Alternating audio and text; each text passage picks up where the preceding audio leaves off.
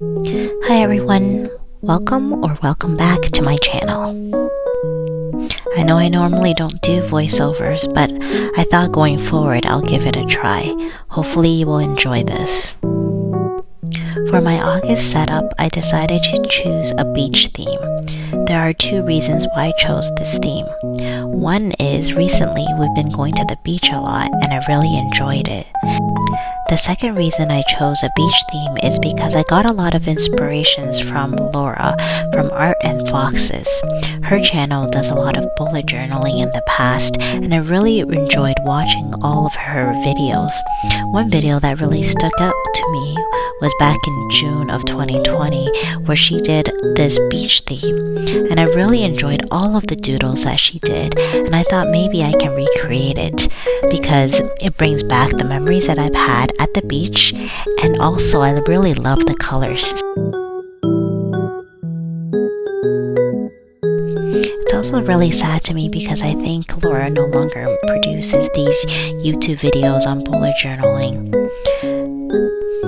She used to create them very consistently, and I'm hoping that maybe I can take after her and start doing these videos more consistently and maybe live out her legacy. I'm not sure if I will be able to do it, but I'm definitely making it a goal for myself to be more consistent in terms of creating these cute spreads and sharing them with you. Hopefully you will enjoy them as well. Because I never used to do voiceovers, I really would appreciate if you can let me know if you actually enjoy listening to my voice, or would you rather just listen to the cute music that is in the background instead. Please leave a comment down below and let me know your thoughts.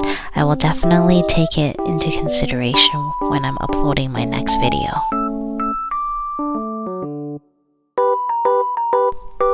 What I really like about this theme is that it's very easy to recreate. Basically, if you are good at drawing lines, drawing circles, drawing some squiggly lines, then you can probably recreate this theme without too much hassle. As you can see, the beach towels that are in the background are all rectangular shapes. I find that the umbrellas are probably the hardest to draw. Normally I would start with a circle and then draw in the spines of the umbrella and then decide on whether I want to keep the umbrella round or define the edges of the umbrella. The two colors that I used this month is pink and blue. What I'm trying to do is just to make it very simple, so I think a two-color theme is the easiest to manage. In addition, I do use a gray to do the drop shadows, as you can see here. The two fine liners I use, one is a thicker one for when I did the overall doodles, and then the other one is a thinner one, as you will see soon, where I'm using it to do some detail work. And this detail work is just to make everything look a little bit more cute, more defined, really showing where like certain shadows and highlights could be on the doodles.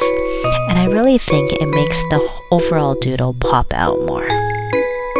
Moving on to our quotes page, I also adopted the same quote that Laura had put in hers, which is "Summer is a state of mind." I really enjoy this quote. I was really thinking about, okay, maybe I can come up with a different quote, something that's better, something that really speaks to the beach vibe, but I really couldn't think of anything that is better, so I decided, okay, I'm just going to recreate this quote.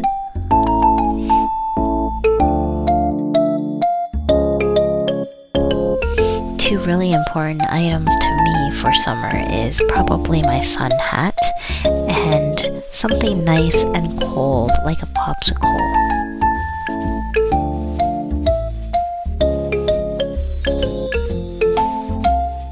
Here I am using the thinner fine liner to define the threading of the sun hat. In addition, I'm using it to do some highlights of the lettering.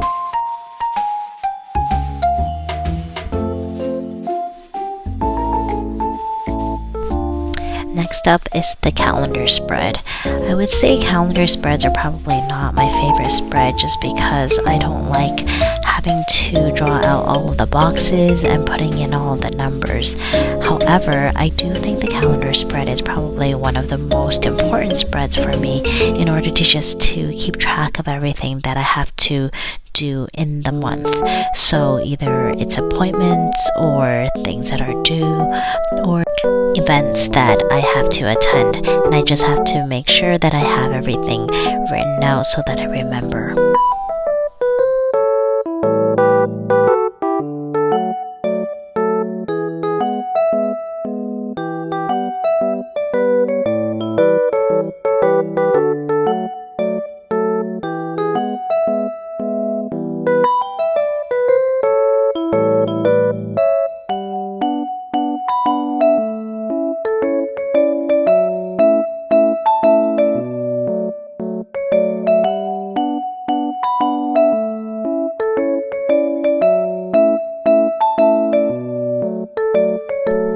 Next, we have the moods and habits tracker.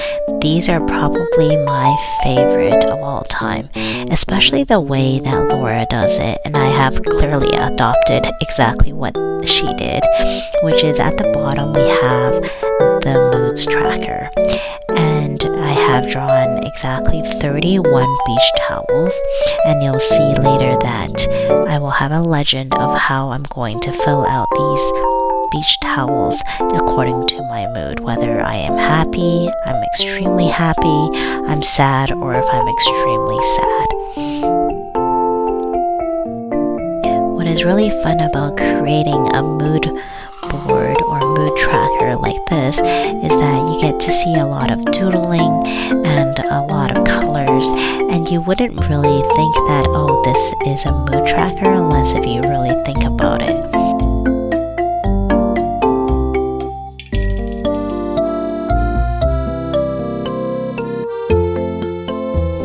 I may have missed this in the beginning, but the notebook that I'm using is from Kuma Stationery. It is one of my favorite notebooks because the quality is so good. As you can see, I'm doing a lot of coloring, and sometimes I go over the colors quite a few times, and it does not bleed through, it does not ghost, and it's probably because the high quality of the paper. It is 160 GSM, and for everything that I'm using here, I will try to link it down below. For some of the companies that I work with, there will be an affiliate code.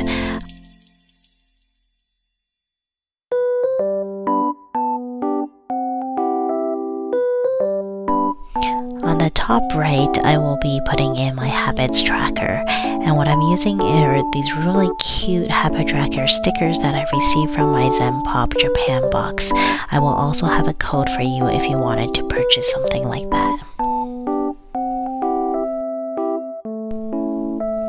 Next, I will be creating my expense tracker and gratitude tracker.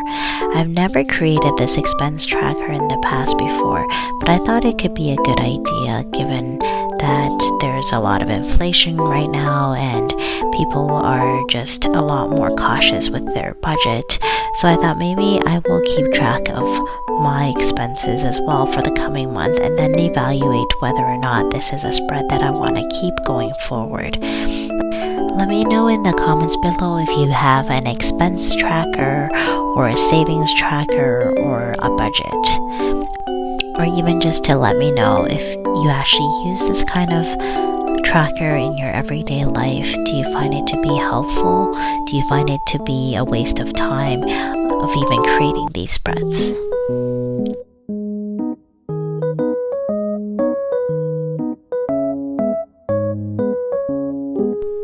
One benefit of bullet journaling in general is that you have the autonomy to create any kind of spread you want. You are not limited to whatever that came with your notebook, because what came with this notebook is really just the dots. I am then able to decide if this month maybe a gratitude spread would be useful for me. Maybe next month an expense spread is no longer useful for me. I can always change up and be very versatile and flexible in terms of what I create or I don't create. This month, I feel like I went a little bit overboard and I created a lot of spreads. This memory spread is now our 8th spread for this month, before even moving on to the weeklies. As you can see here, I decided to do a little bit less doodling and instead use these stickers that I got from Mushy Works.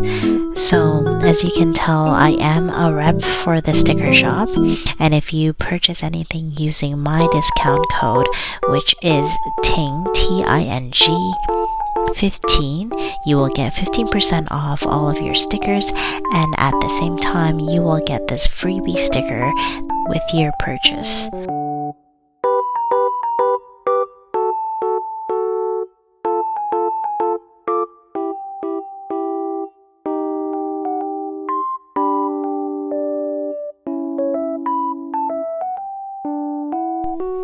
Now we are at the final flip through. I really hope you enjoyed watching all of my spreads this month.